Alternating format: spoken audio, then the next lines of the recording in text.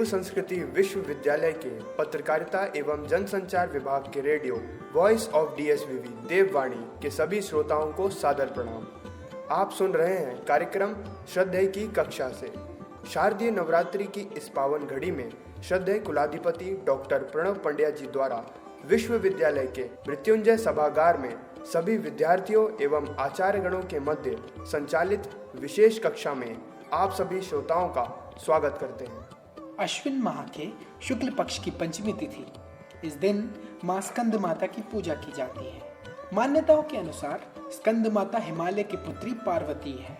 भगवान स्कंद या कार्तिकेय की माता होने के कारण इन्हें स्कंद माता कहा जाता है। आइए सुनते हैं भक्तों द्वारा माँ से भक्ति एवं शक्ति की प्रार्थना के भाव को व्यक्त करते हुए शांत कुंज के संगीत विभाग द्वारा प्रस्तुत प्रज्ञा गीत। हमें भक्ति दो माँ, हमें शक्ति दो माँ, सतत साधना की तपन मांगते हैं।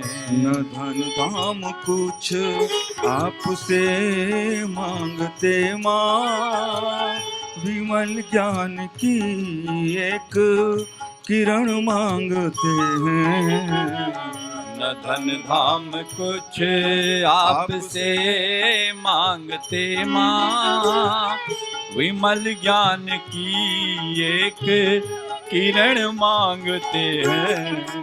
नवरात्रि के 5वें दिन की कक्षा में श्रद्धेय ने श्रीमद् भगवद गीता के 6ठे अध्याय के 14वें श्लोक का वर्णन किया। प्रशांतात्मा अतितभिर ब्रह्मचारी वृते स्थिता, मनः संयम्य मच्छुटो युक्त असित मत परा।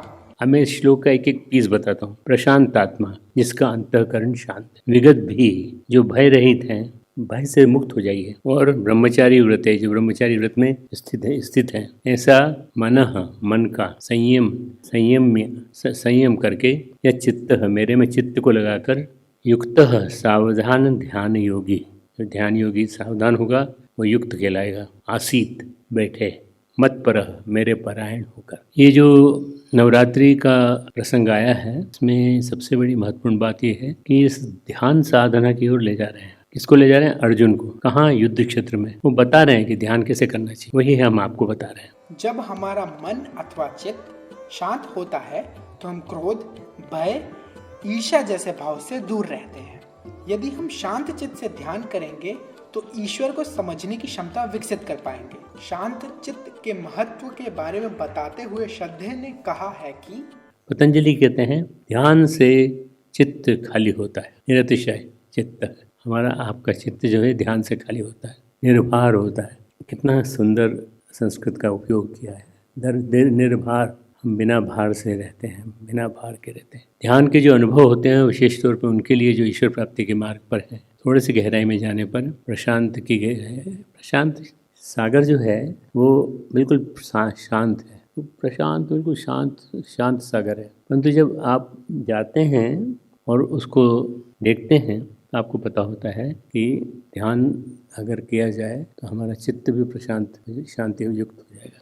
ध्यान से हमारा और आपका चित्त भय मुक्त हो जाता है तथा एक सच्चा ध्यान योगी वही है जो भय से मुक्त हो, संकल्पित हो और अपनी इंद्रियों एवं चित्त की गति को नियंत्रित कर सके। ध्यान से अपना चित्त खाली कर लो। ध्यान आया, अंदर गया तो पूरे चित्त को खाली कर दिया। चित्त की जो परतें हैं, जिनमें संस्कार है, जिनमें कर्म राशि है, कर्म बीज है, बड़ी कठिन होती है। भगवान पिछले सूत्र में कहते हैं, यह चित्तेंद्रिय क्रिया, चित्त इंद्रिय क्रिया और को यत्नपूर्वक संयम करने वाला, यत्नपूर्वक वश में करने वाला, इंद्रियों क्रिया को संयम पूर्वक करने वाला, यत्नपूर्वक वश में करने वाला। यति का मतलब क्या होता है? जिसको कि मन का वशीकरण मालूम है। श्रद्धेय ने महर्षि अरविंद के महाकाव्य सावित्री का उल्लेख किया। आइए सुनते हैं उन्हीं के शब्दों में।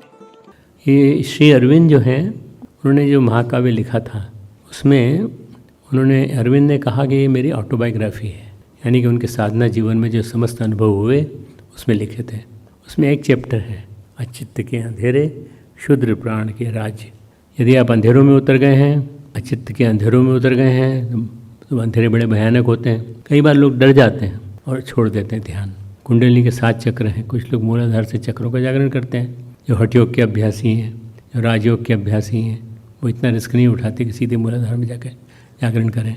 बड़ी कठिन तपस्या करके शरीर और मन को संयमित करके आज्ञा चक्र से नीचे उतरते हैं, एक एक कदम नीचे जाते हैं, नीचे से ऊपर आते हुए चक्रों को जगाते हुए। ये स्टेप्स हैं ध्यान के। हम क्या करेंगे, हम ऊपर से नीचे जाएंगे और नीचे से फिर ऊपर जगाते हुए आएंगे।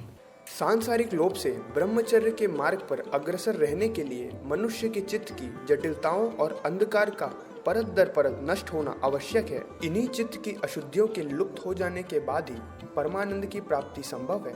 भगवान कहते हैं ब्रह्मचारी व्रते स्थित, सूर्य व्रत नहीं, चंद्र व्रत नहीं, भौम व्रत नहीं, ब्रह्मचर्य व्रत। जो ध्यान योगी होता है, इसलिए ध्यान करने वाले के लिए बताया गया है कि उसको यथासंभव दिन में एक बार व्रत रखना चाहिए और उस समय कुछ खाना नहीं चाहिए। तो मन में नहीं सोच रखना चाहिए कि ये अब शाम हो जाए हम अब खाएंगे शाम को, ऐसा नहीं सोचना है। ब्रह्मचर्य जो होता है वो आजीवन होता है। आप उपनिषद कहता है उत्तिष्ठ प्राप्य वरा निबोधत, उठो जागो लक्ष्य तक पहुँचो, क्षुरक से धारा निष्ठा दृत्या लोग दुर्गम पथम तत् कवियो वदंती। ब्रह्मचर्य व्रत में स्थित होना छुरे की धार पर चलने के समान है। ये बहुत ही कठिन है, ऐसा वो कहते हैं। ऊपर हिम था नीचे जल, एक तरल था एक सघन, एक तत्व की ही प्रधानता, कहो उसे जड़ या चेतन। हिंदी के महाकवि जयशंकर प्रसाद के महाकाव्य कामायनी की ये पंक्तियां स्मरण कराती हैं कि ऊपर हिम था, बर्फ। कभी अमरनाथ जाओ, ग्लेशियर पर जाओ तो देखोगे ऊपर बर्फ ही बर्फ है, नीचे पानी बह रहा है। सिंधु नदी बहती है अमरनाथ में, चलो नदी के ऊपर कितनी नदियाँ होती हैं, जम जाती हैं। इधर भी यहाँ हमारे यहाँ भी ठंड में, बहुत तीव्र ठंड में कई नदियाँ जम जाती हैं और फिर बहने लगती हैं गर्मी में। ऊपर हिम था नीचे जल, एक तरल था एक सघन, एक तत्व की ही प्रधानता, कहो किसे जड़ या चेतन। तो ये रूप बदल लेती हैं नदियाँ। इसका मतलब ये नहीं है कि वो उनका स्वरूप जो है वैसा हो जाता है जैसा आपने देखा। अभी आपने सुना श्रद्धेय की कक्षा से का 5वां भाग। आज की इस श्रृंखला में बस इतना ही। आपसे जल्द मिलते हैं देववाणी के विशेष कार्यक्रम श्रद्धेय की कक्षा से के अगले भाग में, जिसे आप सुन सकते हैं DSVV TV के YouTube चैनल पर। इस कक्षा को आप पूरा सुन सकते हैं शांति कुंज वीडियोस के YouTube चैनल पर। आपको हमारी ये प्रस्तुति कैसी लगी, हमारे YouTube चैनल के कमेंट बॉक्स में लिखकर जरूर साझा करें। इस कार्यक्रम के लिए शोध और आलेख तैयार किया है सजल, प्रियंका और सलोनी ने। तकनीकी सहयोग किया है कृति और शिवम ने, तथा आप तक इसे पहुंचाया है अंश और आशीष ने। माँ दुर्गा का आशीष हम सब पर बना रहे, इसी मंगल कामना के साथ अब हमें दीजिए अनुमति और सुनते रहिए वॉइस ऑफ DSVV देववाणी। प्रणाम।